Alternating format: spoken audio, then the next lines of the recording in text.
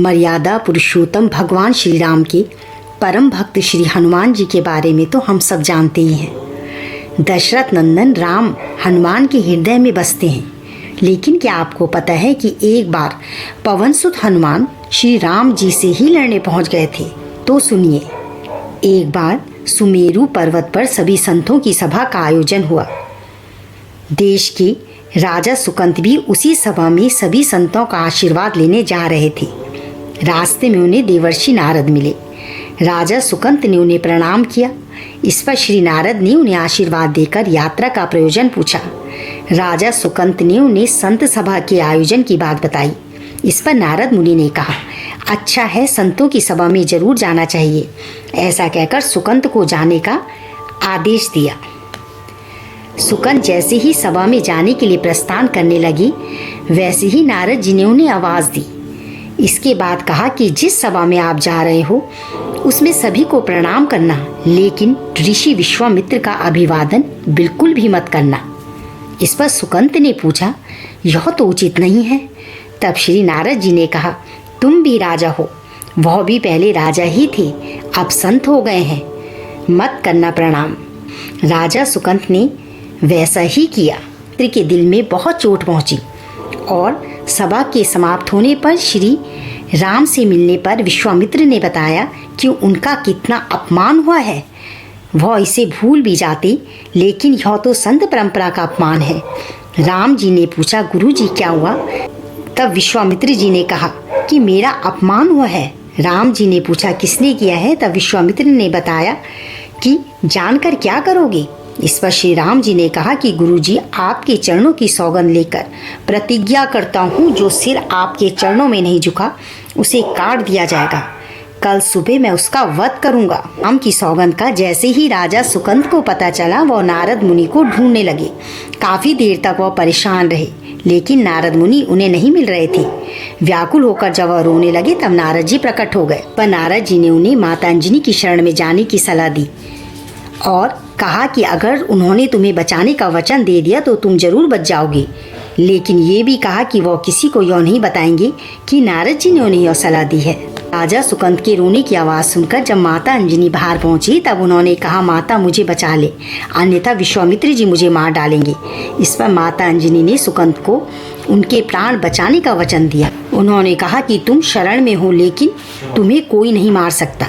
इसके बाद राजा सुकंत को विश्राम करने के लिए कहा। शाम ढले जब हनुमान जी माता अंजनी के पास पहुंची तो उन्होंने सारी बात बताई, लेकिन सुकंत को बुलाने से पहले पवनसुत ने सौगंध लेने को कहा। तब श्री हनुमान जी ने कहा कि वो श्री राम के चरणों की सौगंध लेते हैं कि वो सुकंत के प्राणों की रक्षा करेंगे। तब माता अंजनी ने राजा को बुलाया। हनुमान जी ने पूछा, कौन तुम्हें मारना चाहता है? तब सुकंत ने बताया, श्री राम उन्हें मार डालेंगे। इतना सुनते ही माता अंजनी हैरान हो गई। उन्होंने कहा, तुमने तो विश्वामित्र जी का नाम लिया था। तब राजा ने कहा कि नहीं, वह तो मरवा डालना चाहते हैं, लेकिन मारेंगे तो राम ही। हनुमान जी राजा सुकंत को लेकर पर्वत पर पहुंचे और राम नाम का कीर्तन करने लगे। उन्होंने अपने चारों तरफ राम नाम का एक रक्षा कवच बना लिया। राम जी राजा सुकंत को मारने के लिए राजधानी पहुंचे, लेकिन वह नहीं मिले तो वो उन्हें ढूंढने पर्वत पहुंचे। वहाँ हनुमान राम मंत्र का जाप कर रहे थे। राम जी को देखते ही सुकंत डर गए। हनुमान जी ने कहा, राम मंत्र का जप करो और निश्चिंत रहो, भगवान राम पर पूरा भरोसा रखो। लेकिन वो काफी डरे हुए थे, तो अब हनुमान जी ने सुकंत को राम नाम मंत्र के घेरे में बिठा दिया। इसके बाद राम नाम जपने लगे। राम जी ने राजा सुकंत को देखकर जब बाण चलाना शुरू किया तो वो राम नाम के मंत्र के आगे विफल हो गया। राम जी हताश हो गए कि क्या करें। ये दृश्य देखकर श्री लक्ष्मण जी को लगा कि हनुमान जी भगवान राम को परेशान कर रहे हैं, तो उन्होंने स्वयं ही हनुमान जी पर बाण चला दिया। लेकिन ये क्या, उस बाण से पवनसुत के बजाय श्री राम मूर्छित हो गए।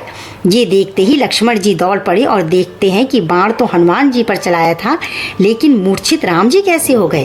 तब उन्होंने देखा कि पवनसुत के हृदय में तो श्री राम बसते हैं। राम जी जैसे ही होश में आए, वह हनुमान जी की ओर दौड़े।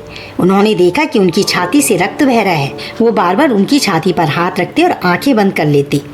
पवन सुत को होश आया तो उन्होंने देखा कि राम जी आंखें बंद करके हनुमान जी की छाती पर बार बार हाथ रखते हैं, फिर हनुमान जी के सिर पर हाथ फेरते हैं। तब पवन सुत ने सुकंत को पीछे से निकाला और उसे अपनी गोद में बिठा लिया। तभी राम ने फिर से हनुमान जी के माथे पर हाथ फेरा, लेकिन इस बार वहां पवन सुत की जगह राजा सुकंत थे।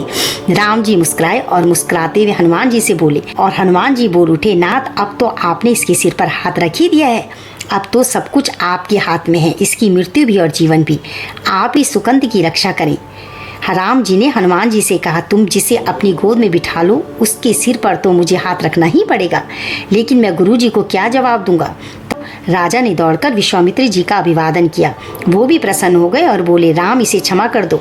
मैंने इसे क्षमा कर दिया क्योंकि संत का काम मिटाना नहीं बल्कि सुधारना है। यह भी सुधर गया है। उन्होंने सुकंत से पूछा, संत का सम्मान ना करने की सलाह तुम्हें किससे मिली? उससे पहले ही नारद मुनि प्रकट हो गए और सारी घटना कह सुनाई।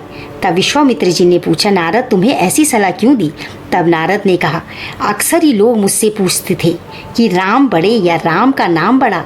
मैंने सोचा क्यों ना कोई लीला हो जाए कि लोग अपने आप ही समझ लें कि भगवान से अधिक भगवान के नाम की महिमा है। बोलो जय श्री राम, जय श्री राम, जय श्री राम।